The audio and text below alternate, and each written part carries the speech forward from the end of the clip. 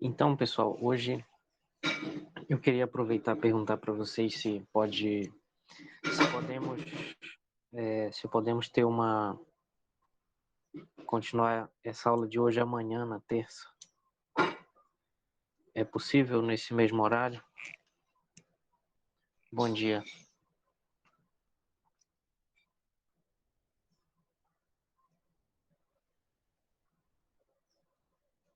Sim, é possível. Vou tentar não ir até 11 horas hoje, já que vai ter amanhã também. Bom dia. Porque eu tenho muita coisa para falar, aí eu vou precisar de aulas extras dessa semana para a gente concluir logo o assunto de derivada. Só que eu também não quero fazer um monte de aulas super longas, então eu vou tentar ser mais breve hoje, tá? Então, se vocês podem, eu vou avisar depois lá no grupo e vamos começar então.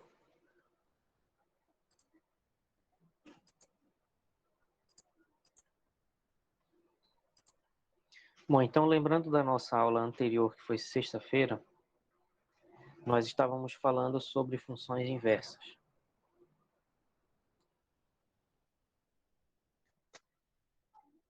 Então, como exemplo de processo para determinar uma função inversa, nós vimos esse daqui, que é uma função polinomial do primeiro grau, mas simples, digamos assim, de inverter, que seria essa daqui, como exemplo, 3x mais 2.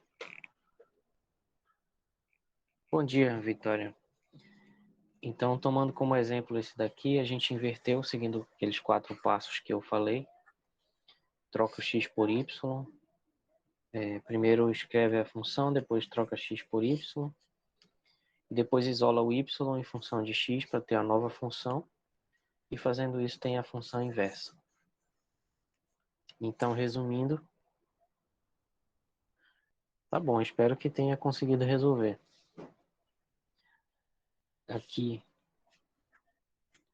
f de x igual a 3x mais 2, a sua inversa seria x menos 2 sobre 3, tá? Resumindo.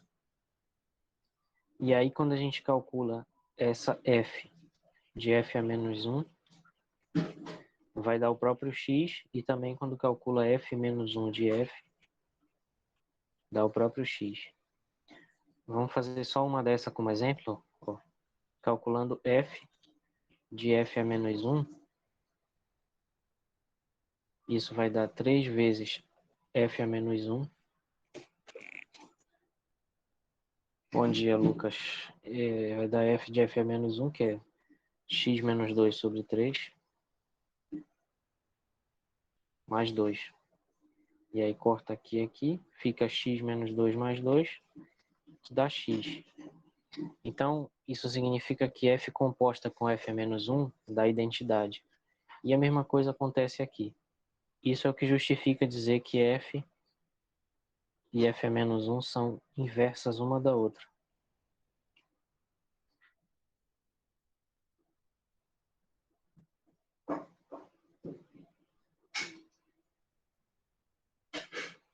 Isso foi o que nós vimos sexta-feira. E aí vimos que isso se manifesta na representação gráfica de funções do primeiro grau através dessa simetria que existe em relação a essa linha tracejada, que é a bissetriz dos quadrantes ímpares, de modo que o gráfico da função e da sua inversa vão ser o reflexo um do outro em relação a esse eixo tracejado. Vimos que na função do segundo grau existe um problema, não podemos inverter ela inteira. Justificar isso com mais detalhe teria que entrar na questão da função ser injetiva. E aí não temos tempo para isso agora. Mas quem tiver curiosidade, procure funções injetivas, sobrejetivas e tal. Mas, se a gente supor que x é maior do que ou igual a zero, a gente consegue ter uma inversa. Então, se o x for maior do que ou igual a zero, aí a função vai ser x ao quadrado e ela vai ter sim uma inversa, que vai ser raiz de x. Se a gente fizesse agora, por exemplo, x menor do que ou igual a zero, aí a função ainda fosse, vamos chamar de outra letra para não confundir, ainda fosse x ao quadrado, agora a sua inversa seria menos raiz de x. Então é mais ou menos assim que a gente trabalha com função inversa. Vimos um pouco na aula anterior. Aqui vimos também como inverter a função do terceiro grau, que é mais simples, né, do que a do segundo, porque aqui a gente consegue inverter de um jeito que valha em toda a reta, né? E o gráfico fica assim, né? No caso, a função f vai ter como inversa a função raiz cúbica. Então, x ao cubo tem como inversa a raiz cúbica de x, né? E aí o gráfico da função x ao cubo é esse azul e da raiz cúbica é esse vermelho, onde a gente verifica também aquela simetria que eu mencionei dos gráficos. Exponencial e logaritmo, elas são a inversa uma da outra, mas elas são a inversa escrita desse jeito aqui. E elevado a x é a inversa de log natural de x, tá? Que é o que está escrito bem aqui. A inversa da exponencial é o logaritmo, inversa do logaritmo é a exponencial. Então, se aparecesse, por exemplo, e a menos 5x, aí para encontrar a inversa a gente tem que inverter na mão, digamos assim, né? Seguindo os passos anteriores. E aí a gente descobre que essa inversa é y igual a menos 1 sobre 5 log natural de x. Essa aqui é a inversa, é a f a menos 1 de x. Mas para exponencial simples e para logaritmo simples aqui do gráfico, a gente tem que a exponencial essa curva azul e o logaritmo essa curva vermelha aqui. E de fato também se verifica, né, sempre, como sempre, são inversas uma da outra no gráfico em relação ao eixo da bissetriz dos quadrantes ímpares. Isso foi o que nós vimos, eu falei aqui só para a gente contextualizar de novo, trazer de novo para a cabeça essas ideias de função inversa, porque a gente vai precisar agora, minha ideia hoje é falar de outras. Falar das inversas das funções trigonométricas e das inversas das funções hiperbólicas. E aí, se ninguém tiver problema amanhã, como eu mencionei para quem chegou antes, se ninguém tiver problema amanhã, posso continuar amanhã. Vou continuar amanhã, se não houver impedimentos. E vou falar sobre as derivadas dessas funções e outros assuntos, né? Porque eu quero avançar um pouquinho mais rápido, só que sem atropelar tudo numa aula muito longa também. Então vamos ver as funções trigonométricas inversas hoje. A primeira função trigonométrica inversa é a função arcosseno. Bom dia, Michele. Então a primeira função inversa trigonométrica que a gente vai ver hoje é a função arcosseno. Olha só então, pensem comigo aqui uma coisa. A gente tem uma função f aqui chamada seno, que ela pega um ângulo θ aqui, um ângulo x, e leva no seno de x. Então, esse x aqui é um ângulo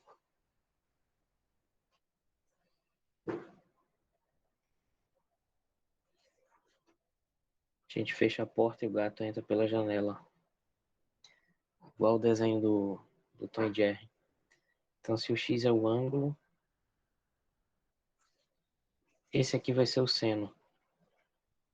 O que a função inversa vai fazer? Seno de x. Então, esse ângulo, ele pode ser qualquer número real, né? E o seno aqui vai estar entre menos 1 e 1. Então, esse ângulo, ele pode ser qualquer número real aqui.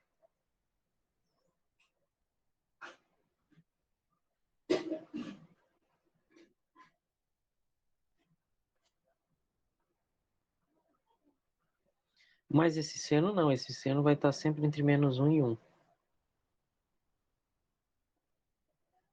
Então, se a gente inverter essa situação, olha só o que vai acontecer.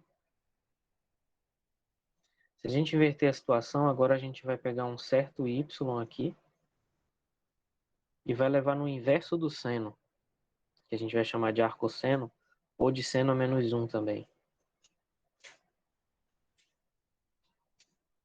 Onde agora esse número aqui vai estar entre -1 e 1. E o que esse número vai fazer? Pensem comigo aqui. Se a função f ela pega um ângulo e transforma no seno desse ângulo, então essa função inversa, que é -1 aqui, ela vai pegar o resultado de um seno e vai transformar no ângulo cujo seno é esse. Então, o que essa função faz é, vamos chamar de x, né? Porque geralmente a gente usa x como variável independente. Então, o arcosseno de x é o ângulo em radianos sempre, cujo seno é x. E aqui do lado, a gente tem a curva azul, que é o gráfico do seno. Ó. O gráfico do seno está sempre aqui entre -1 e 1, ó, né? E o gráfico do arcosseno vai ser o espelho dele em relação à bissetria dos quadrantes ímpares aqui. Então, entender o gráfico é bem simples, é só refletir. Mas a gente pode pensar em calcular um pouquinho desse arcosseno.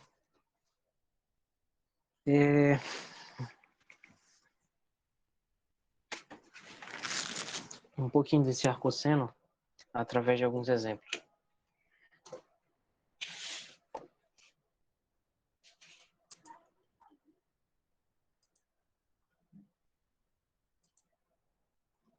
Então, por exemplo, pessoal, qual vai ser o arcosseno de raiz de 2 sobre 2?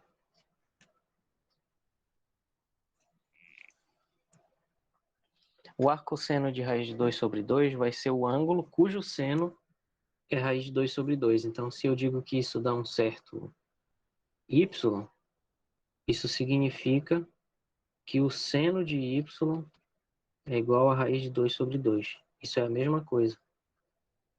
Ok? Bom dia, Jobson. Então, que ângulo é esse, cujo seno é raiz de 2 sobre 2? Esse ângulo é π sobre 4, nesse intervalo de valores que nós estamos trabalhando aí. Agora uma para vocês aqui. Qual é o arcosseno de 1?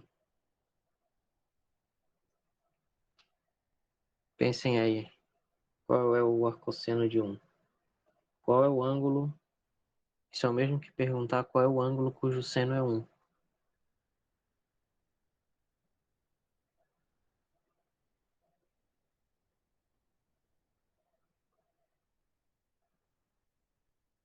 Vai ser π sobre 2. Por quê? Porque isso é a mesma coisa que dizer que o seno de π sobre 2 é 1, o que é verdade. Certo? Então a gente pode fazer ainda mais dois exemplinhos aqui, só para a gente se acostumar aqui. Então, por exemplo, qual seria o arco seno de raiz de 3 sobre 2? Qual é o arco cujo seno é raiz de 3 sobre 2? Então a gente chama disso de y, e ver que o seno de y tem que dar esse raiz de 3 sobre 2, porque é a mesma coisa. Que ângulo vai ser esse? Cujo seno é raiz de 3 sobre 2. O seno está aqui, então vai ser um certo ângulo bem aqui.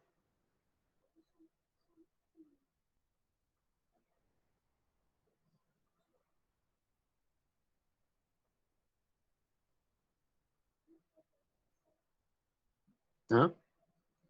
Alguém lembra aí qual é o seno? Qual é o ângulo cujo seno é raiz de 3 sobre 2?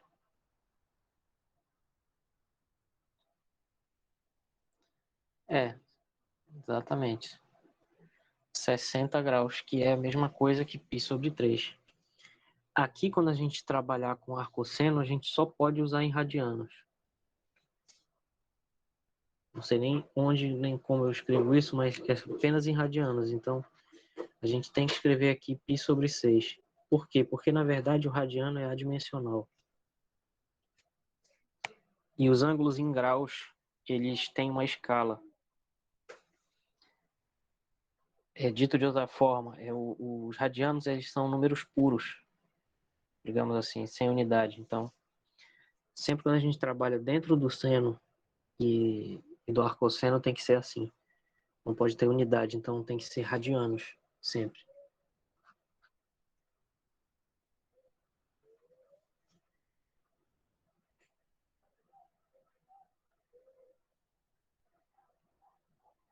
Não estou falando isso para corrigir vocês que falaram em grau, tá? É só para vocês saberem que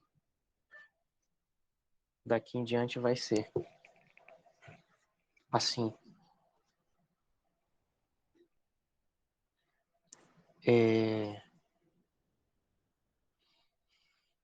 Pois é. Na dúvida, use radianos. Se ficar confuso qual usar, é bom usar radiano. A gente fala em grau só quando a gente quer explicar alguma coisa que é mais fácil de entender. É porque a gente lembra de, pelo menos eu já usei algum dia na vida um transferidor e tal, eu sei que aqui é 90 graus. Se for menos vai estar aqui, se for mais vai estar aqui. Então é bom usar grau quando for explicar alguma coisa, principalmente se vocês forem trabalhar no ensino médio, é bom usar graus. Mas quando for dar uma resposta assim envolvendo seno e arcosseno em cálculo, tem que usar radianos. Fica a dica. Muito bem. Então essa é a função arcosseno. Não sei mais o que eu tenho para falar dela. Deixa eu ver aqui a minha cola. Ah, sim, o domínio e o contradomínio dela, né? Eu escrevi mais ou menos isso ali, mas é bom falar com mais clareza.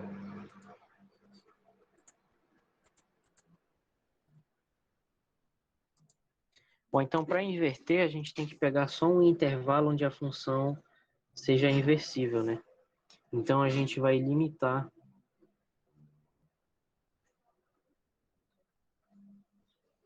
a função seno para que ela vá simplesmente de menos π sobre 2 a π sobre 2 em menos 1 e 1. Então, fazendo isso, a função inversa dela, que é o arcosseno, vai ser uma função que vai ter domínio menos 1 e 1,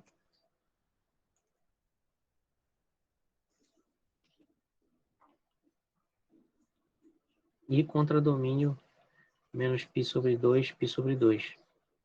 Então, essa função vai pegar um valor de um seno aqui e vai levar nesse ângulo x, que está entre menos π sobre 2 e π sobre 2. Certo? É isso que essa função arcosseno vai fazer.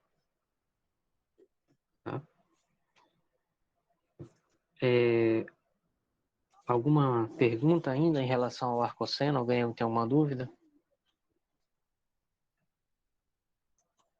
Entenderam mais ou menos qual é a ideia dela? Que a gente vai ver uma porção de função parecida. Seria interessante, se alguém tivesse alguma dúvida, falar agora.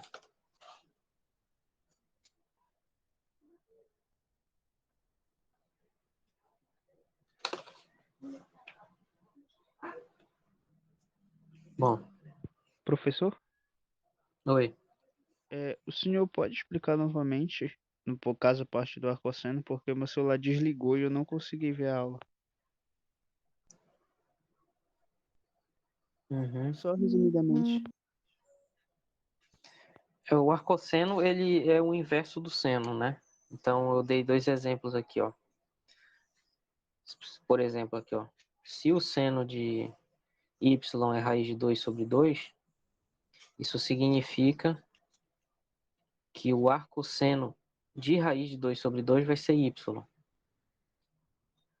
Então, é troca de lugar o x e o y.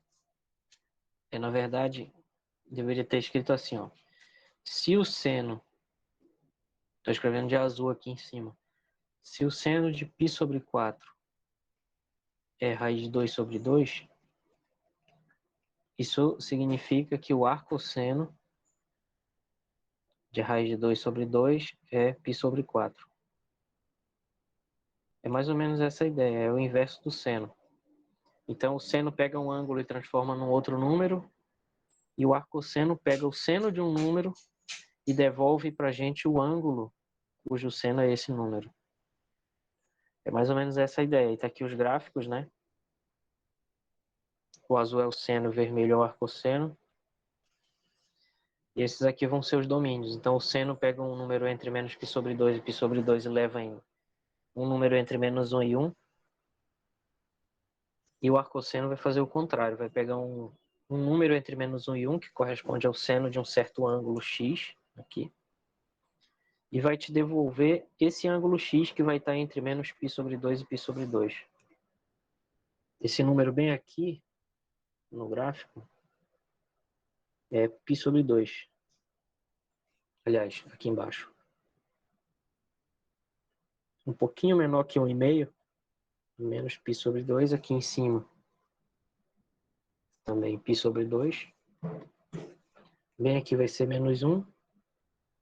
Duvido que eu acerte. Tá aqui menos 1. E aqui 1.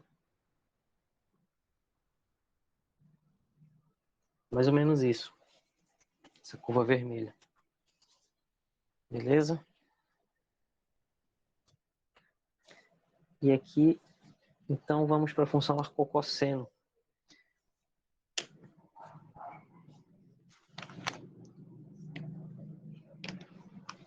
A função arcocosseno, ela é o inverso do cosseno. Então, o cosseno, a gente também vai ter que limitar. Vamos considerar ele apenas de 0 a π, que é o suficiente para dar todos os valores de menos 1 a 1. Então, a função arcocosseno, ela vai pegar um número entre menos 1 e 1 e vai devolver para a gente um cosseno, um ângulo que vai estar entre 0 e π. Certo? Então, por exemplo, eu sei que o cosseno de 0 é igual a 1. Isso significa que o arco cosseno de 1 é 0, porque é o inverso. Né? Outro exemplo, eu sei que o cosseno de π sobre 6 é meio. Isso significa que o arco cosseno de meio é π sobre 6. Eu não mencionei, né? Esse nome arco cosseno é justamente porque é o arco cujo cosseno é tanto, entendeu? Então aqui é o arco cujo cosseno é meio. Que arco é esse? Π sobre 6. Então essa é a razão desse nome. O arco cujo cosseno é meio. Que arco é esse? Π sobre 6. O arco... eu sei que o cosseno de menos π sobre 3 é menos raiz de 3 sobre 2. Então isso significa que o arco cosseno de menos raiz de 3 sobre 2 é menos π sobre 3. E assim por diante. Não, né? Tá errado, né? O cosseno de menos π sobre 3 é mais raiz de 3 sobre 2. Então, o arco cosseno de mais raiz de 3 sobre 2...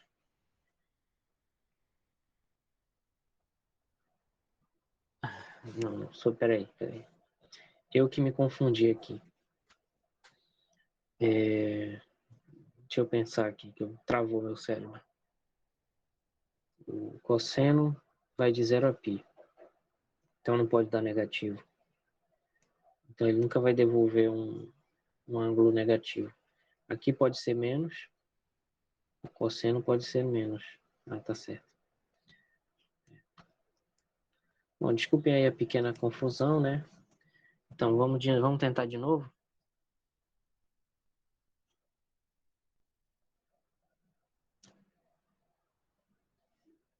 Desisto. Socorro. Peraí, deixa eu pensar.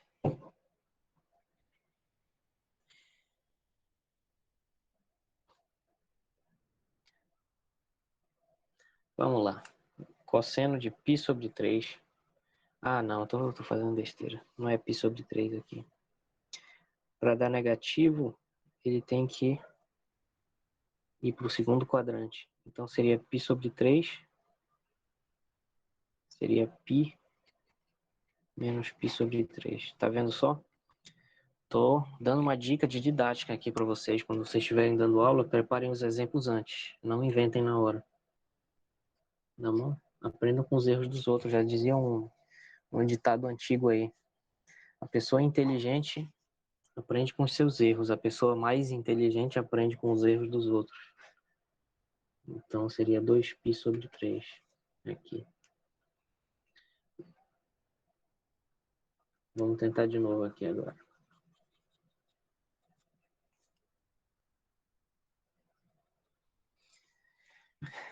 Vejamos outro exemplo que eu acabei de inventar.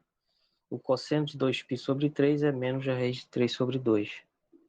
Então, isso significa que o arco cosseno de menos raiz de 3 sobre 2 é 2π sobre 3. Eu estava me confundindo porque o que vai acontecer aqui, é bom esclarecer, né, para não ficar obscuro,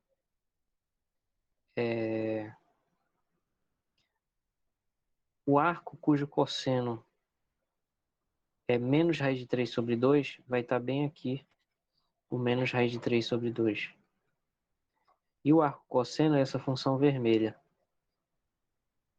Então, ela vai pegar isso e vai me devolver esse ângulo, que vai ser 2π sobre 3.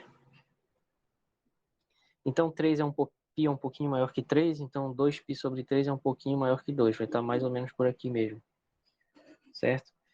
Então, o arco cosseno transforma um número negativo num valor positivo aqui. É isso. Alguém tem alguma dúvida aí em relação ao arco cosseno? Alguma coisa que queira esclarecer? Eu não Oi. entendi muito bem o gráfico da função. Tipo, Uhum. a função inversa, quando a gente vai calcular, ela não seria em relação ao eixo da bissetriz? No caso, Sim. espelhada em relação a ela? Por que que nesse deu diferente? Ou eu que não tô conseguindo enxergar? Porque, tipo, quando a gente tem função módulo, é em relação a x, né? E a gente consegue, Uhum. tipo, rebater e fica certinho. Aí nessa eu não consegui visualizar por que que ela deu assim de cara, né? Se é só espelhar ela em relação à bissetriz. Você pode explicar pra É poder? porque, é porque eu devia ter apagado essa parte bem aqui, ó. Todinha essa parte aqui. Porque justamente ela não vai ter uma inversa em todo o gráfico. Entendeu? Pera, qual a parte que você devia ter apagado? Eu não consigo enxergar. Aqui, ó. Vou apagar ela aqui na... Aqui, ó. Porque para calcular a inversa, a gente tem que fazer uma limitação aqui.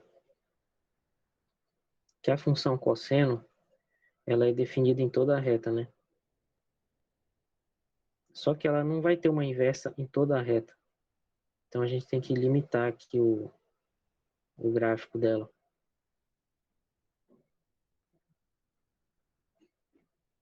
Ah, e no caso vai ser só a parte positiva pra gente fazer isso. É. Aí quando eu faço essa limitação, aí aparece essa simetria perfeita entre um gráfico e outro, né? Ah, Que é entendi. justamente o que está escrito bem aqui. Está escrito bem aqui, ó. É, né? Ó, a função cosseno, ela está definida em toda a reta, na verdade. E ela vai até -1 em 1. Mas para calcular a inversa, eu tenho que limitar a um pedaço, porque o gráfico da função cosseno é assim. E se eu inverter isso tudo, por exemplo, se eu tivesse invertido tudo isso que estava ali, que era mais ou menos assim, mais ou menos, né? O desenho está meio ruinzinho, mas era mais ou menos isso. Então, se eu invertesse aqui em relação ao eixo das bissetrizes, aqui daria algo mais ou menos assim, ó. Ia ter uma hora que o gráfico ia passar por cima dele mesmo. Então, essa inversa não seria uma função. Tá? Não sei se eu consegui explicar direito. Mas a ideia é mais ou menos essa. Ou essa inversa bem aqui, se eu fosse continuar a refletir em relação ao eixo X, ela ia fazer isso aqui. Só que na hora que ela fizesse isso, ela ia deixar de ser uma função.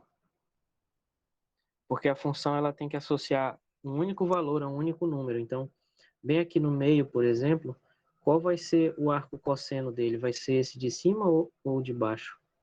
Entendeu? Isso Aí não aqui. pode.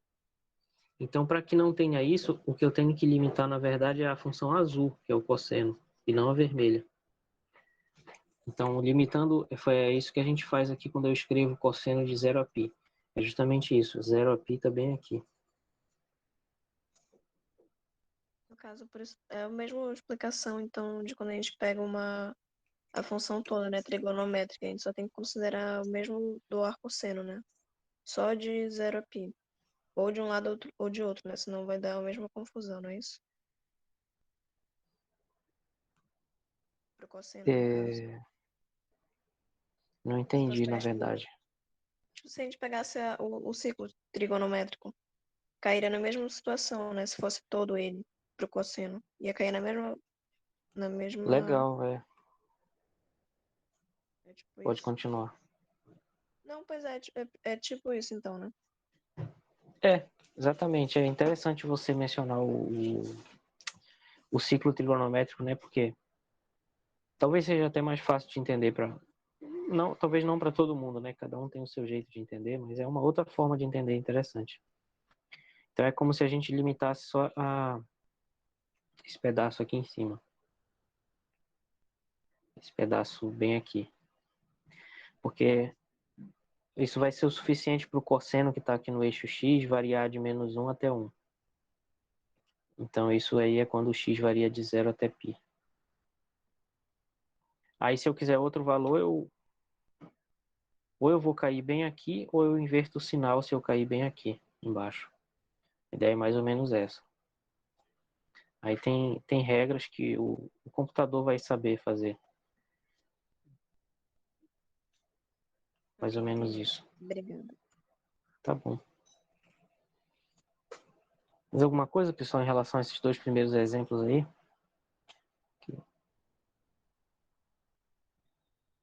Não. A função arco-tangente, um pouquinho menos problemática aqui, né? Porque a gente limita a tangente. Vocês devem lembrar que a tangente ela tem um gráfico mais ou menos assim, né? Assim como o seno e o cosseno, ela também é periódica. Só que ela tem esse aspecto aí dessa... Difícil dizer o nome disso. Então, o que a gente faz é limitar a apenas um desses aqui para poder inverter, certo? Então, é isso que a gente faz. Mas o que significa um pedaço desses aí? Significa entre -π/2 e π/2. Então, a gente vai limitar a função tangente aberto, porque não contém os extremos aqui do intervalo. Então, a tangente ela pega um ângulo entre -π/2 e π/2 e leva em qualquer número real. Logo, a função arco tangente, que é a inversa dela, vai pegar qualquer número real aqui e levar no ângulo entre π sobre, menos π sobre 2 e π sobre 2, cuja tangente é esse número. Então, por exemplo, e o gráfico, né, não é, digamos assim, difícil de entender a forma do gráfico, né, porque a função tangente vai ter o aspecto dessa curva azul, e a função arco tangente, pela regra que a gente já viu, né, dos gráficos, vai ser o espelho dela em relação a essa bissetriz, então vai ser a curva vermelha. Mas aí vamos fazer alguns exemplos aqui de cálculo. Então, por exemplo, calcule a arco tangente de 1. Qual é o arco cuja tangente é 1? Então, vai ser quanto? Vai ser um arco cuja tangente seja igual a 1. E que ângulo é esse?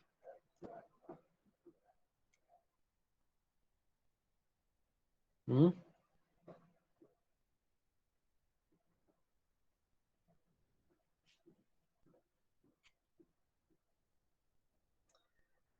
Não. É 45 graus, que, como a gente tem que escrever aqui em radianos, acontece essas confusões. Então, como tem que escrever em radiano, é π sobre 4. Difícil desenhar um π. Aí, agora ficou perfeito. Então, o arco cuja tangente é 1 é π sobre 4. Então, esse gráfico aí vai pegar o número 1 bem aqui, essa curva vermelha, e vai levar no π sobre 4. Aí a gente tem um pontinho do gráfico. E assim por diante. Então, o arco cuja tangente é 0 vai ser o próprio 0. Então, a arco tangente de 0 vai ser 0 porque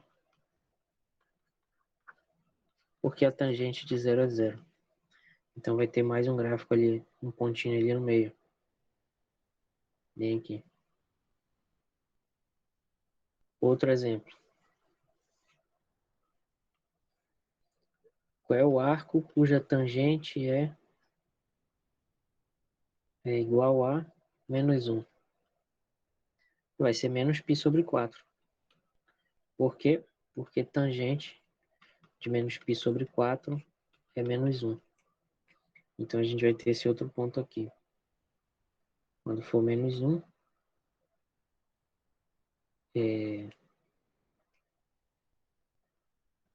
vai dar menos π sobre 4. Certo? Então tem esses três exemplinhos aí da função arco tangente.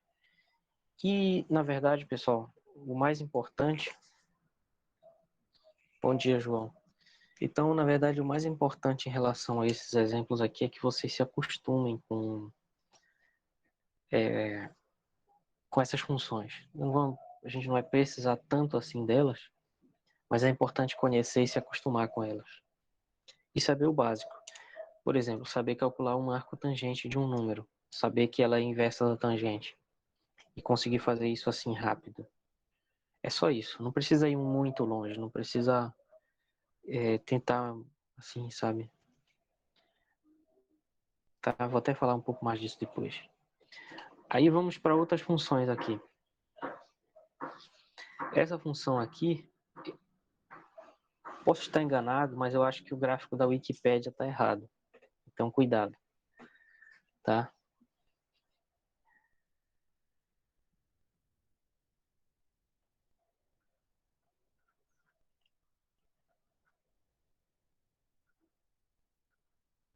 Que às vezes a gente pega as coisas de lá meio na pressa, né?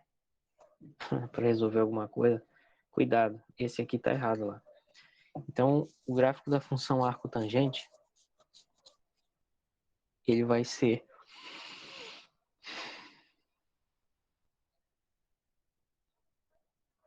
Meu Deus, que sono. Então, ele vai ser assim. Não. Arco cotangente, tá? Desculpa aí. Arco cotangente vai ser a inversa da cotangente. Então, a cotangente, ela vai ter, se eu não me engano, ela é aquela função que faz assim, ou algo assim, né? Não me lembro agora. Mas de modo que o domínio da cotangente vai ser esse aqui. Ele vai estar de menos infinito. Vai ser todos os números reais excluindo o zero. Por quê? Porque a cotangente, vocês lembram, né? Ela é cosseno sobre seno. Então ela não pode se anular aqui.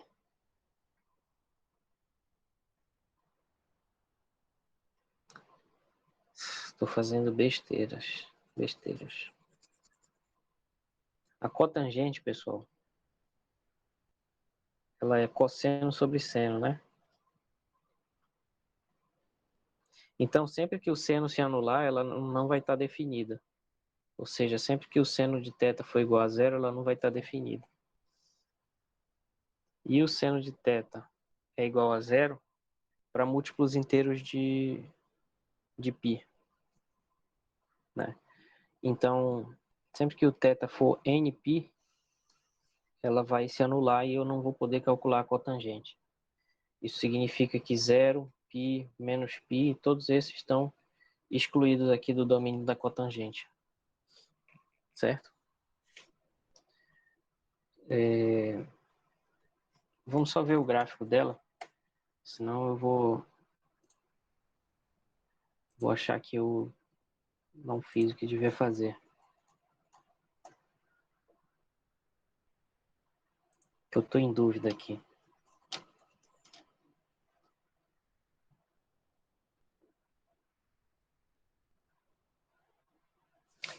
Tá aqui.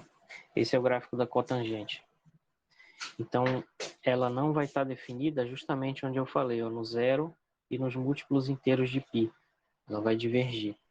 Vou aumentar aqui para vocês verem melhor. Um pouquinho bizarro, né? Mas agora dá para ver o gráfico. Ó.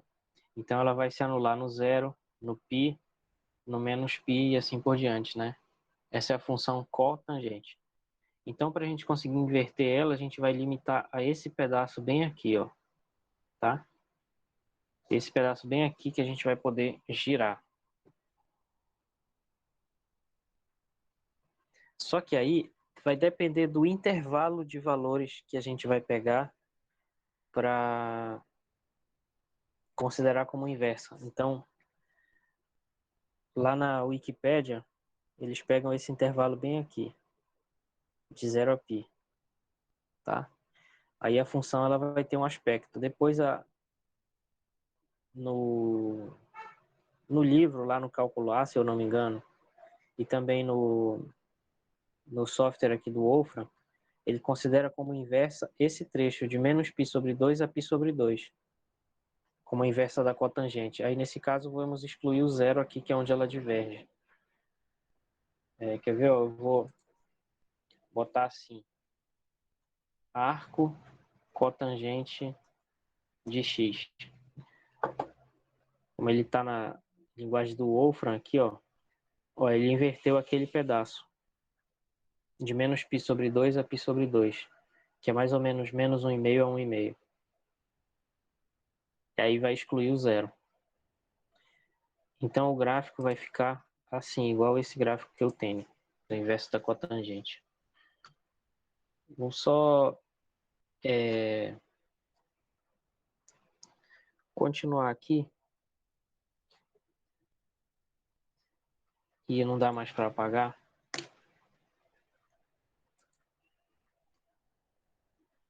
Então, resumindo, a cotangente, a gente vai limitar o gráfico dela a um pedaço. Poderia ser feito de outra forma, como está lá na Wikipédia. Eu falei que está errado, mas na verdade não é bem errado. É uma questão de escolha, de convenção. Mas eu vou fazer como está aqui no livro e no Wolfram aqui. Então, nesse caso, a gente vai limitar o domínio da função cotangente de menos π sobre 2 a zero e de 0 a π sobre 2 e levar isso nos números reais, excluindo o zero. Por quê? Porque se a gente olhar para esse gráfico aqui, a cotangente nunca vai dar zero. E aí a gente vê a inversa dela, vai ser indo de R excluindo zero até menos π sobre 2, zero, união com zero, menos π sobre 2. Tá? Lembrando que essa limitação aqui é pelo mesmo motivo do seno e do cosseno. É para poder fazer a inversa. E aí no gráfico da cotangente, no caso, tinha duas possibilidades. Tinha essa e tinha outra. Deixa só eu recuperar aqui. Poderia ter escolhido esse outro pedaço bem aqui. Agora talvez fique mais claro para vocês. Ó. Vou botar aqui.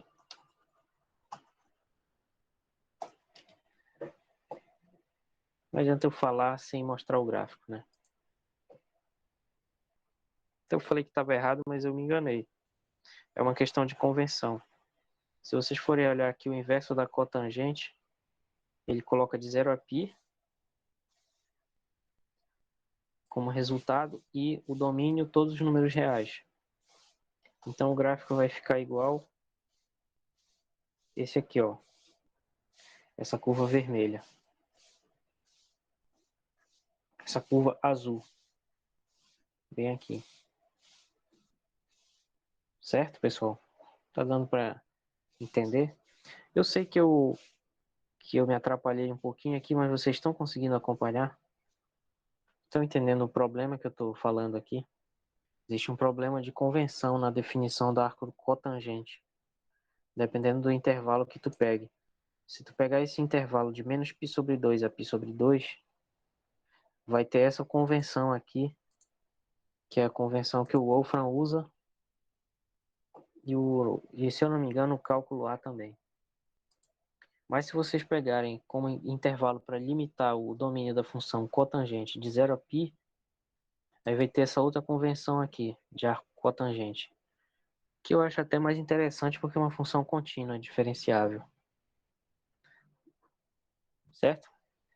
Então tem isso. Na dúvida, usem a calculadora, tá? O importante é não ficar parado. Fazer alguma coisa, entender de alguma forma isso aqui.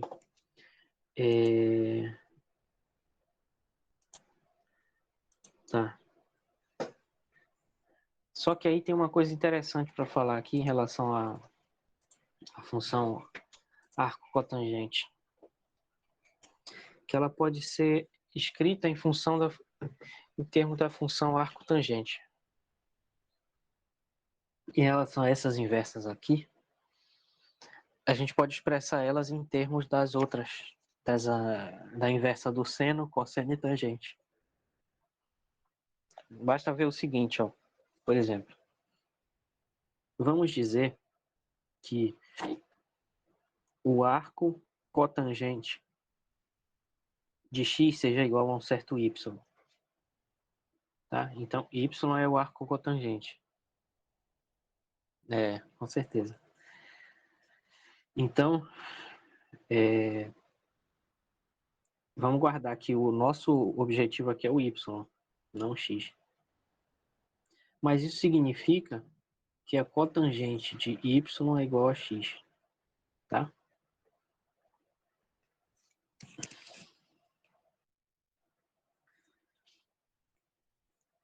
Pessoal, surgiu um ruído aí, se vocês puderem só ligar e desligar o microfone, vai sumir.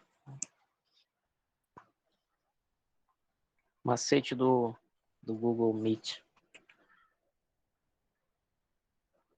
O problema é que tem gente que foi na cozinha, né? 1 hora atrás. Ah, tá. Valeu. Como é que a pessoa vai desligar e ligar o microfone se não tá nem assistindo a aula? Olha aí, era o Rodrigo. Acabou de sair, se sentiu culpado. Bom, então a cotangente de y é x. Só que a cotangente, ela é o inverso da tangente. Né? Olha só onde a gente vai chegar com isso. Então, isolando de novo a tangente aqui, a gente tem que a tangente de y é 1 sobre x. E pela definição de arco tangente, a gente tem que y, na verdade, é arco tangente de 1 sobre x. Só que y é a arco cotangente. Então, com isso, fica demonstrado que a arco cotangente de x é, na verdade, também, né, arco tangente de 1 sobre x. E vai valer uma regra semelhante para as outras inversas, que nós vamos ver daqui a pouco, que é a inversa da secante e da cossecante. Ok, pessoal? Bom, a função arco secante é o inverso da secante, né?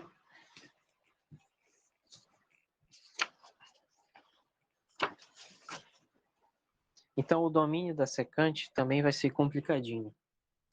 Ele vai ser...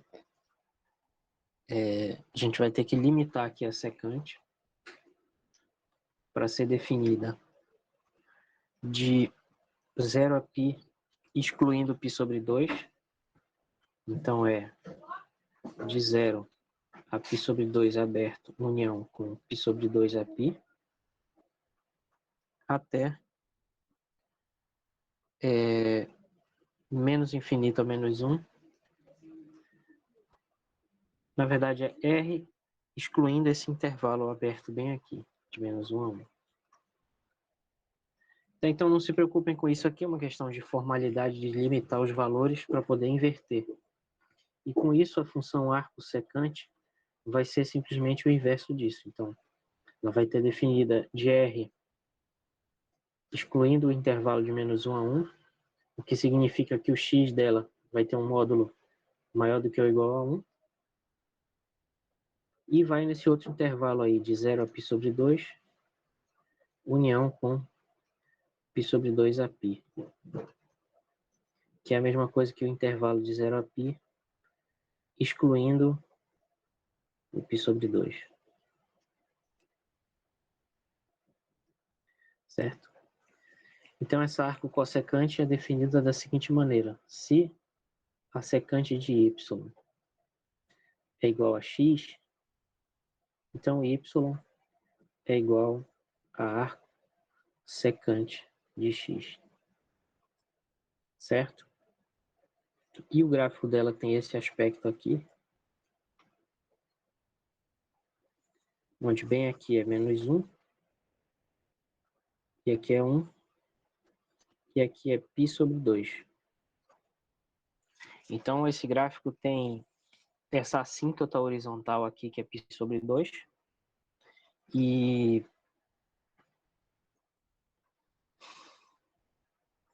ela não pode ser calculada nesse intervalo aqui, de menos 1 a 1, aberto. Tá? Então, é mais ou menos isso. Ela também pode ser expressa em termos da função arco-cosseno. Então, se precisar calcular, a gente pode expressar ela em termos da função arco-cosseno. Da seguinte maneira.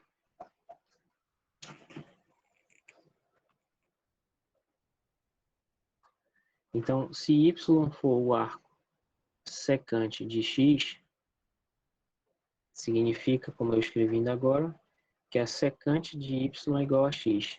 Só que a secante é o inverso do cosseno. E isso significa que o cosseno de y é igual a 1 sobre x. O que significa que o y é o arco cosseno de 1 sobre x. Ou seja, a arco secante de x é a mesma coisa que o arco cosseno de 1 sobre x.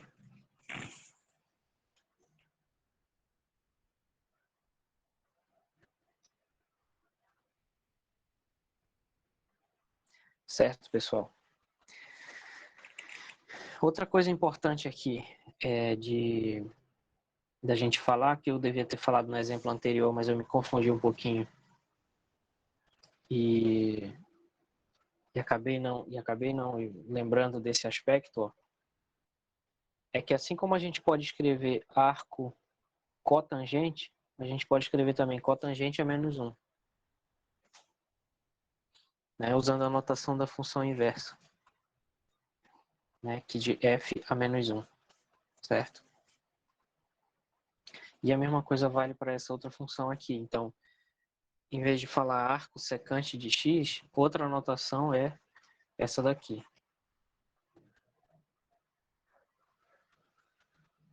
Secante a menos 1 de x, certo?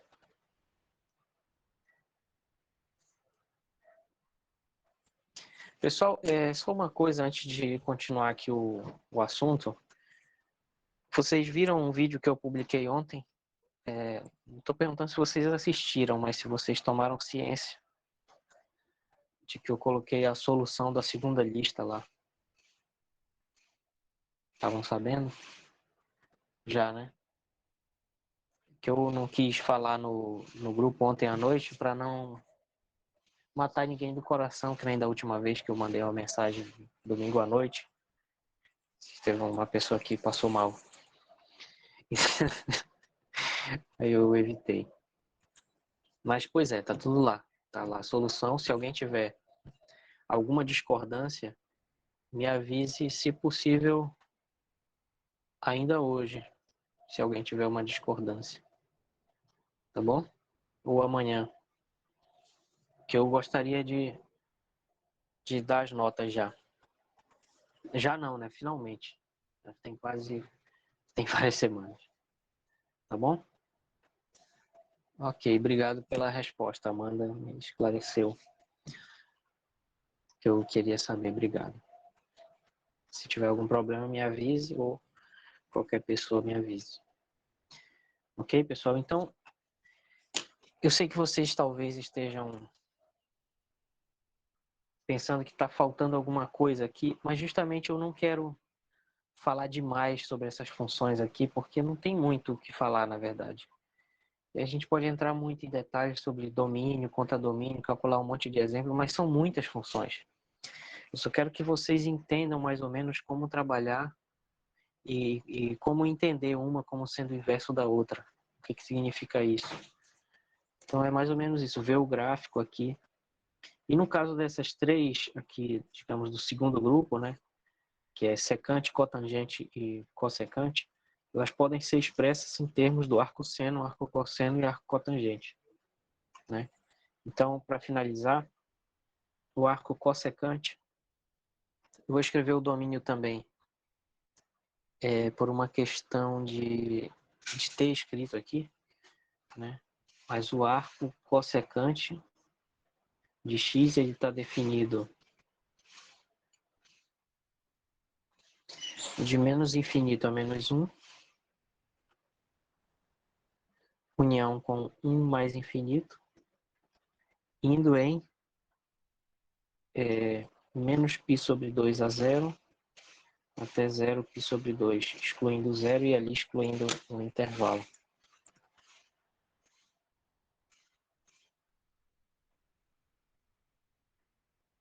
É isso. Tá? E o que é esse arco cossecante? É o inverso da cossecante. Então, se x é a cossecante de y, significa que y é o arco cossecante de x. Essa aqui é a definição.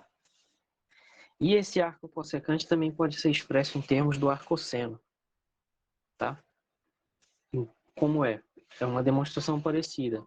Então a gente parte daqui, x igual a cossecante de y, significa que x é 1 sobre seno de y, que significa que o seno de y igual a 1 sobre x e, portanto, y é o arcosseno de 1 sobre x.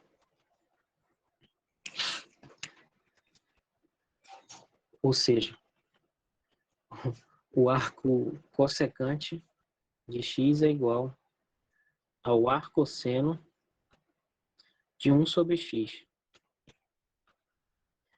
Eu não faço ideia de como demonstrar, mas aqui na Wikipédia tem outras relações com essas funções aqui, que vocês podem ver, ó. Cadê? Tá aqui.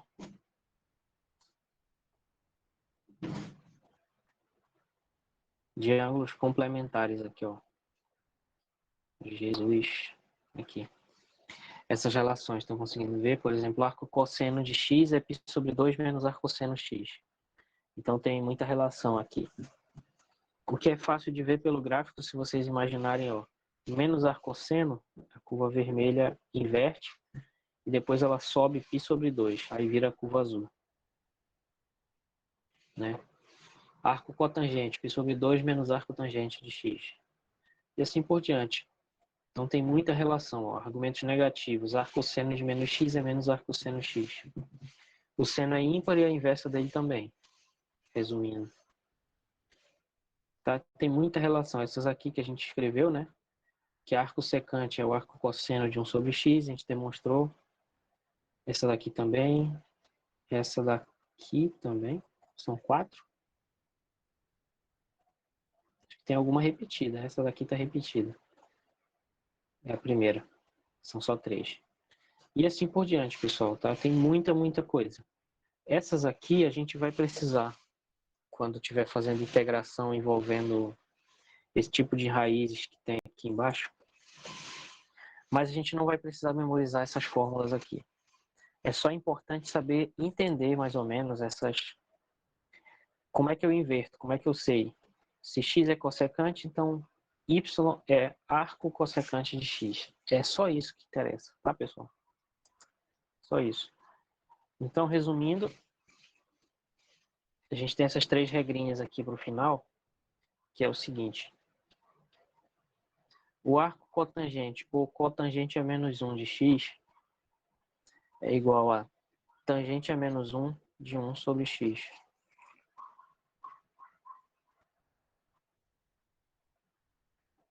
Ok.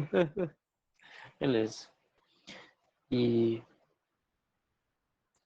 o secante, que é a mesma coisa que secante a menos 1 de x, vai ser a mesma coisa que o cosseno a menos 1, que é o arco cosseno, de 1 sobre x. Também. A cossecante a menos 1 de x vai ser o inverso do seno, seu arcosseno de 1 sobre x. Então é isso. Tá? Resumindo.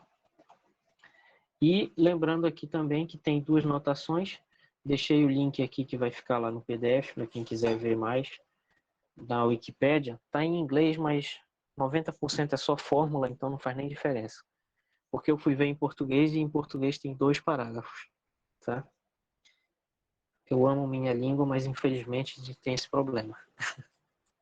Que em inglês, infelizmente, tem muito mais conteúdo. Tá?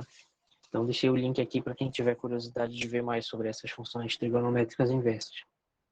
Então, tem 2 notações. Ó. Arcosseno de x é a mesma coisa que seno a menos 1 de x.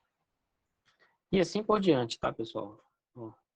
Arco cosseno é a mesma coisa que cosseno a menos 1. Depois, arco tangente. Tangente a menos 1. E assim por diante. Arco cotangente. Mesma coisa que cotangente a menos 1. Arco secante. Mesma coisa que secante a menos 1. Tá? E finalmente, né, o arco cossecante de x é a mesma coisa que cossecante de x a menos 1 bem aqui. Veja que isso é muito, muito diferente de seno de x a menos 1, que é o seno de 1 sobre x. E isso também é diferente de seno de x entre parênteses a menos 1, porque isso é 1 sobre seno de x, tá? Então, não confundir, tá bom? Isso aqui é observação para não confundir notações. E a gente tem essas aqui importantes. Tá bom? Alguma... Pois é. Em alguns lugares é assim.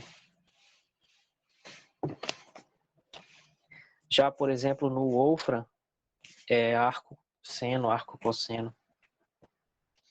E na calculadora, geralmente nos livros americanos também, é seno a menos 1, cosseno a menos 1. Eu particularmente prefiro essa notação aqui da direita. Eu prefiro assim, na verdade. Mas como nos livros de cálculo geralmente está escrito arco, cosseno, arco, seno, eu usei também. Enfim, são as duas coisas. É importante saber disso. E aí a gente tem também as hiperbólicas inversas. Então, a gente tem a inversa do seno hiperbólico. Aqui, como as funções não vão ser periódicas, vai ser muito mais fácil de entender o domínio e contradomínio delas. Então, por exemplo, o seno hiperbólico, ele está definido de R em R.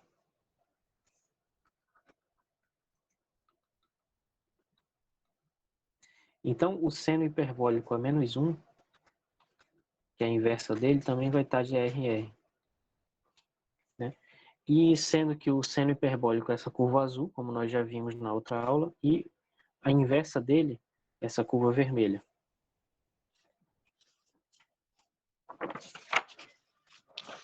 E nós podemos escrever o seno hiperbólico como um logaritmo também. Não sei se eu...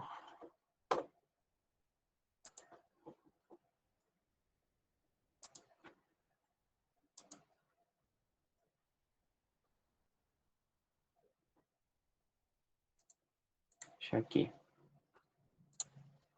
A gente pode escrever a inversa do seno hiperbólico como um logaritmo, para a gente entender melhor por que o gráfico é aquilo lá, né?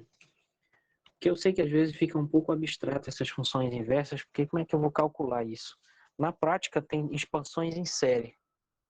E é assim que o computador calcula, através de expansões em série. Eu devia ter escrito aqui, mas eu não vou procurar agora, senão a gente vai perder tempo, já está terminando a aula. Mas é assim que ele faz. Agora, inversa de seno hiperbólico é um logaritmo, na verdade, né? Porque a gente pode fazer uma continha e mostrar isso. E é o que eu vou fazer agora aqui. Ó, vamos pensar um pouco aqui. O seno hiperbólico de x é igual a e elevado a x menos e elevado a menos x sobre 2. Né? Então, se eu chamar esse seno de x de y, a inversa dele eu vou trocar x por y, né? Ou seja, x é o seno hiperbólico inverso de y. Então, me interessa resolver aqui é o x, porque o x é que vai ser esse seno hiperbólico. Tá? Então, eu quero resolver o x.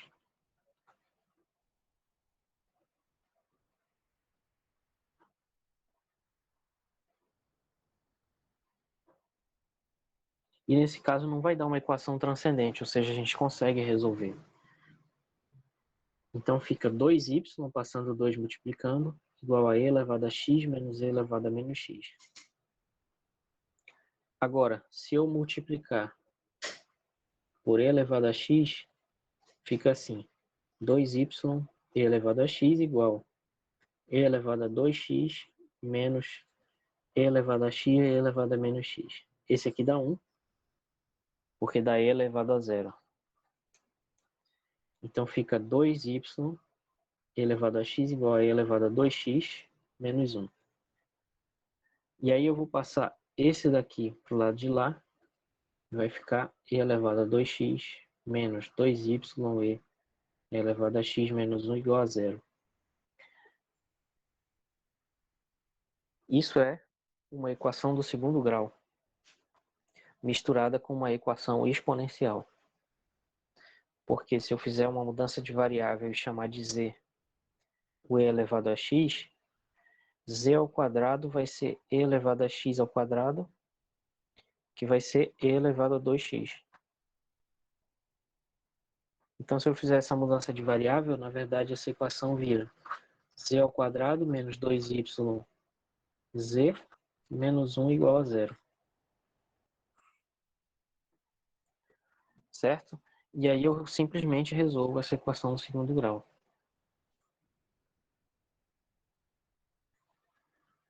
Z ao quadrado menos 2yz menos 1 igual a 0. Resolvendo, então fica z igual a menos b, que é menos 2y, mais ou menos a raiz de delta, que é b ao quadrado, menos 4 vezes 1 vezes menos 1, 4 vezes a vezes c, sobre 2 vezes 1, que é a. Então, z vai dar 2y, mais ou menos. Lá dentro fica 4y ao quadrado, mais 4 sobre 2. Então, isso vai dar 2y, mais ou menos. Coloco 4 em evidência, fica y quadrado mais 1.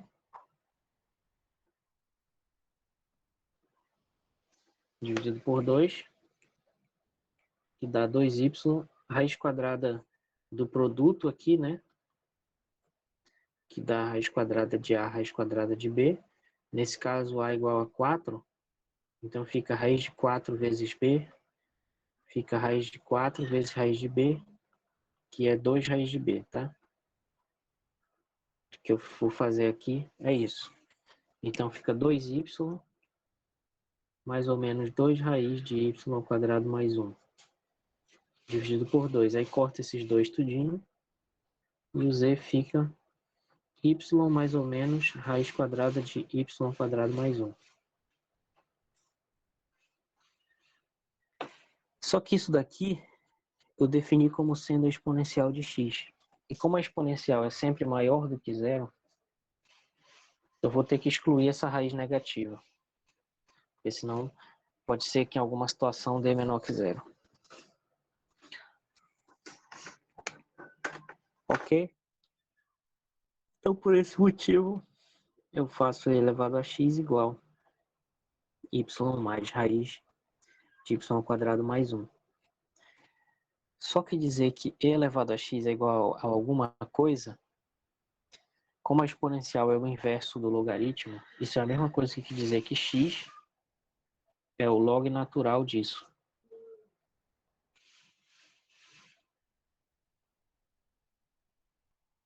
Só que isso, esse x, na verdade, é o seno hiperbólico inverso de y, como a gente viu aqui na segunda linha.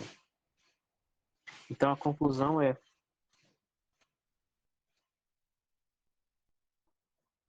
que o seno hiperbólico inverso de x é igual ao log natural de x ao quadrado mais a raiz de x ao quadrado mais 1.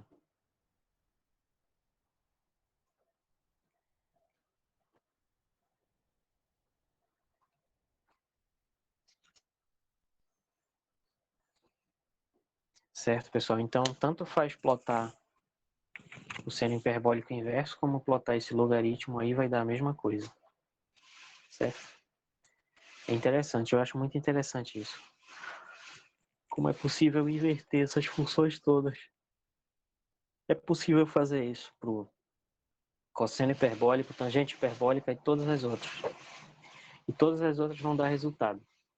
Mas antes de ver o resultado, vamos só ver os gráficos aqui. Então, a inversa do cosseno hiperbólico é essa aqui. Nesse caso, a gente tem que fazer uma limitação aqui no domínio do cosseno hiperbólico. de que ele comece do zero. E aí ele vai também nesse mesmo valor. E aí o cosseno hiperbólico inverso vai ser vai ter o mesmo domínio contra domínio, porque eles são iguais, né? Então a definição é a seguinte, ó. Se o cosseno hiperbólico de y é igual a x, então y é o cosseno hiperbólico inverso de x. Essa é a definição. Uma expressão em termos de logaritmos para ele é essa daqui. Cosseno hiperbólico inverso de x é igual... Eu fiz alguma coisa errada aqui, né?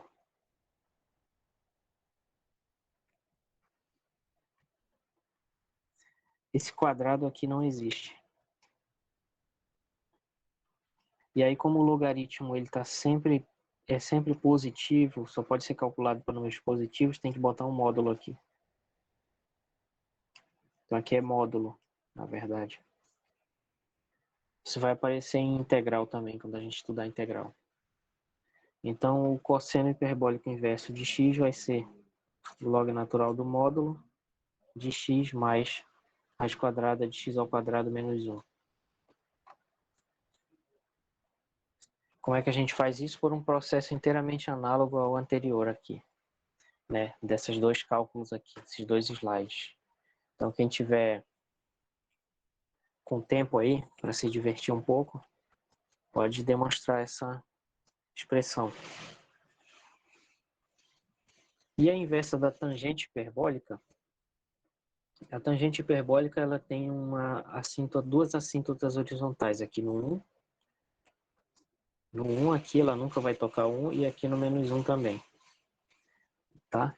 Que eu fiz de amarelo aí, quase impossível de ver.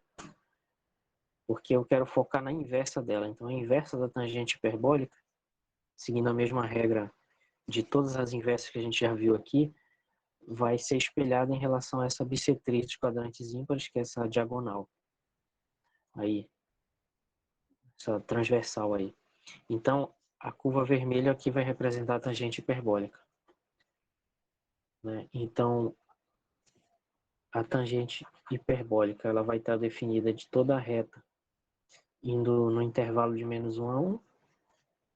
E a tangente hiperbólica inversa vai ser, obviamente, o inverso. Então, vai ser de menos 1 a 1 em R. Certo? E ela é definida assim, se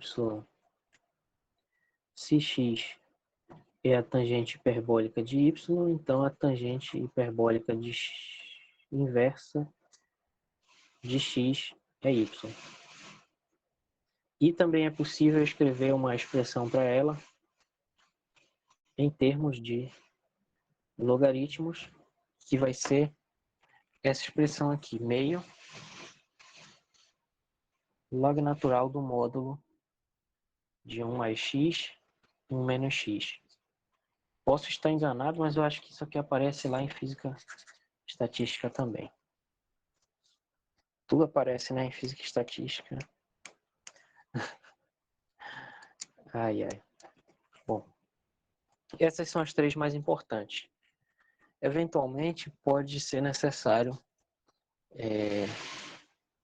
alguma outra.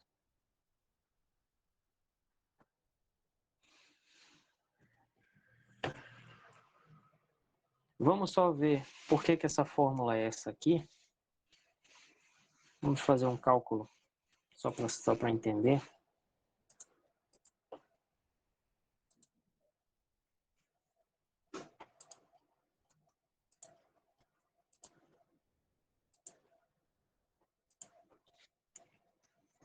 A inversa de tangente hiperbólico. Então vamos dizer que x seja tangente hiperbólico de y. Isso é a mesma coisa que dizer que y é tangente hiperbólico a menos 1 de x. Então nos interessa encontrar y.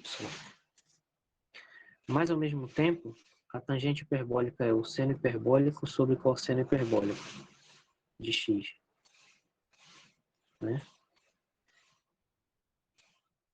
que vai ser e elevado a x menos e elevado a menos x sobre 2, dividido por e elevado a x mais e elevado a menos x sobre 2.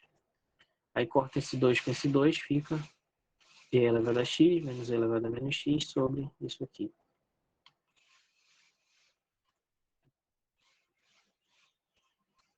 Aliás, y, né?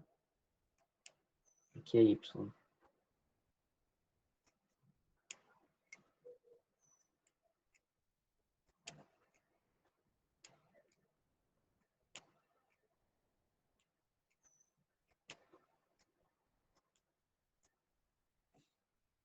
Ok? E nós queremos isolar o y. Então, chegamos nessa relação bem aqui.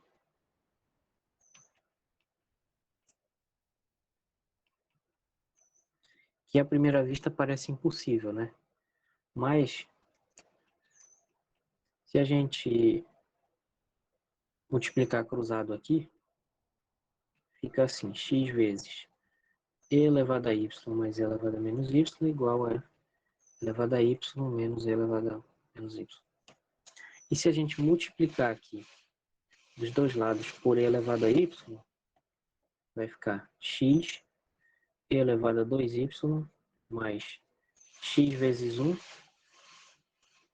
igual a e elevado a 2y menos 1 também.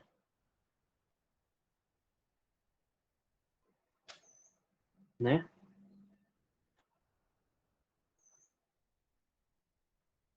Então, aqui vai ficar x menos 1 vezes e elevado a 2y. Vai ser mais fácil até de resolver. Dá uma equação incompleta. Dá menos x menos 1. Então, e elevado a 2y igual a menos 1 vezes x mais 1 dividido por x menos 1. Que é a mesma coisa, né? Que passar esse menos para baixo, que ficar 1 mais x dividido por 1 menos x. Né? Então, isso significa que e elevado a 2y igual a 1 mais x sobre 1 menos x. Tirando o logaritmo, fica 2y igual ao logaritmo. Tem que botar o módulo, porque o log só existe para número positivo. Então, módulo de 1 mais x sobre 1 menos x. E finalmente isolando o y, né? E lembrando que ele é tangente a menos 1 de x. Então fica tangente a menos 1 de x igual a meio log natural do módulo de 1 mais x sobre 1 menos x. Que é a fórmula que a gente tinha lá. Então para essa aqui foi parecido, mas ligeiramente diferente a demonstração. Tá? Ok?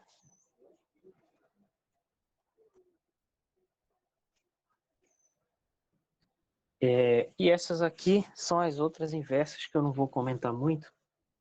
Vamos apenas ver algumas características aqui. Então, inversa da cotangente, da secante hiperbólica e da cossecante hiperbólica. A inversa da cotangente hiperbólica é essa curva azul. Então, vejam que ela não está definida aqui entre menos 1 e 1. E ela tem essas duas assíntotas verticais aqui, em 1 e em menos 1. A inversa da cossecante hiperbólica, essa curva vermelha escura aqui, que ela vai ter essa assíntota vertical em y igual a 0, x igual a 0, que é essa reta aqui vertical, e uma assíntota horizontal aqui, que vai ser y igual a 0.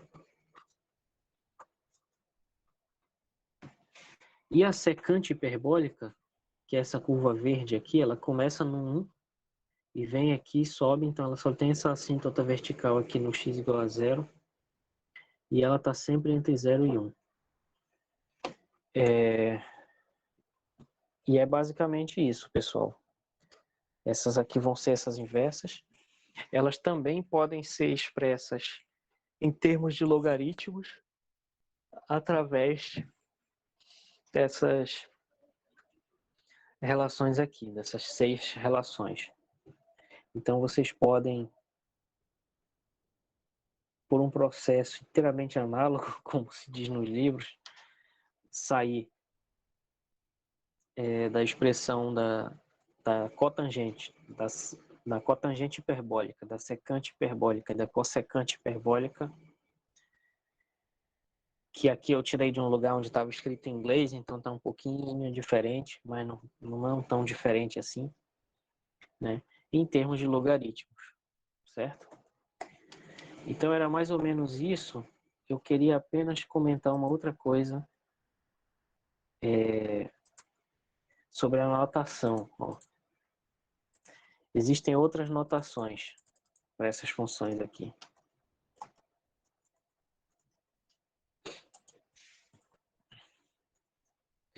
Né? Então, por exemplo, pegando o caso do seno hiperbólico, tem essa notação aqui, seno hiperbólico a menos 1 de x, mas tem essa daqui também, arg sem h de x.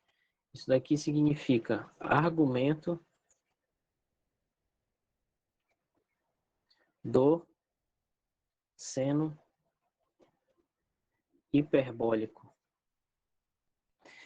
Então, é o argumento cujo seno hiperbólico é x. Argumento significa o número que fica aqui dentro. Ó. Vou chamar de y. Isso aqui seria um y. Então, o argumento que está dentro do seno hiperbólico é o que essa função dá, porque ela é o inverso do seno hiperbólico. Então, se o seno hiperbólico dá x, o argumento do seno hiperbólico, que é o seno hiperbólico inverso, vai dar y, que é o número cujo seno hiperbólico é x, né? E isso daqui é nos livros, geralmente, tá assim, livro de cálculo brasileiro, estrangeiro, mas quer dizer, não sei se nos estrangeiros é assim. Na linguagem do Wolfram Alpha, Wolfram Matemática, tá arco. Então tá arco seno hiperbólico de x, em vez de argumento, tá? Então tem essas 3 notações, a mesma coisa vale para cosseno hiperbólico, tangente hiperbólico, etc. Tá? Porque são muitas. São 6. Então era isso, pessoal. Hoje, alguém teria alguma questão? Acho que vocês ficaram meio tristes hoje, que eu errei alguma coisa, não sei o que aconteceu. Não sei se é a chuva, se é a segunda-feira. Tá tudo bem? Vocês estão bem aí?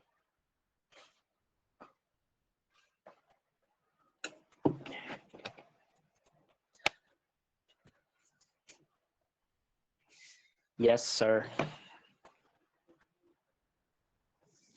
Tá bom. Isso daqui Professor. foi. Não, pelo menos Diga. na minha opinião, não tem nenhum problema com a aula, não. É que esse tema realmente, pelo menos para mim, é meio chato. Meio chato não, é chato isso daí. Tem muita função, né? E não tem nada Uhum. assim muito aplicável. A princípio, né? A gente só ficou vendo as funções, isso daí é meio chatinho. É o que eu acho, né? Eu também acho chato. Talvez eu devesse ter encontrado um outro jeito de apresentar. Isso daqui, eu sei. Tem que procurar. Tem que procurar uma outra maneira de estudar isso aqui. E aí eu tenho que falar isso daqui, que eu já devia ter falado lá no início. E nós vamos calcular as derivadas delas na próxima manhã. Porque para vocês poderem entender algumas integrais. Vocês poderem entender algumas integrais que vão aparecer depois. Saudade. Justamente porque vão dar as derivadas dessas funções aqui, né? Então a gente dá uma volta muito grande para mostrar que na derivada do arcosseno vai aparecer 1 sobre raiz de alguma coisa. A derivada do arcotangente vai ser 1 sobre x² mais 1. Então, quando a gente estiver integrando 1 sobre x² mais 1, a gente tem que saber o que é arco tangente, porque a integral vai dar arco tangente. Então, o caminho é mais ou menos esse.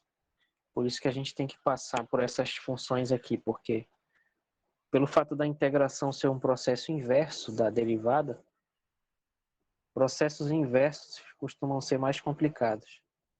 Então, às vezes, inverter uma coisa simples, tipo 1 sobre x² mais 1, dá uma coisa complicada, tipo uma arcotangente. Pois é, eu queria terminar o assunto de derivada essa semana para começar a integral semana que vem. Não sei se eu vou conseguir. E aí eu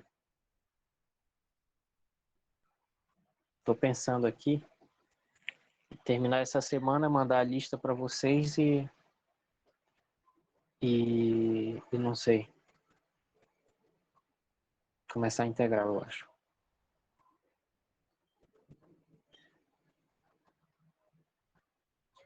Na verdade, não é uma boa ideia, né? Vou pensar, tá? Mas a ideia é começar logo, integral também. Porque eu acho que a parte mais importante de derivada já foi. A gente só precisa passar por algumas coisas ainda para concluir o conteúdo. A única coisa que eu diria que é muito, muito importante de derivada que ainda falta falar é a parte de expansão em séries. Que eu também não vou cobrar muita complicação de vocês, não. Só quero que vocês vejam as fórmulas e façam umas aplicações. Só isso. Tá bom? Então, mais alguma coisa?